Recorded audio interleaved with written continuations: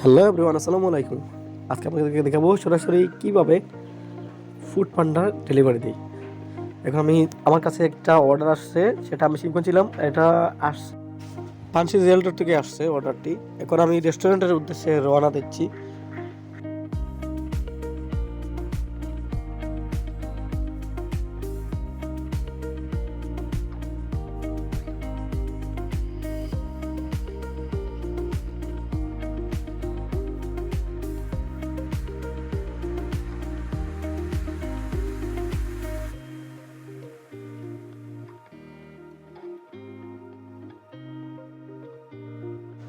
Finally পানসি সেই রেস্টুরেন্টে চলে আসলাম।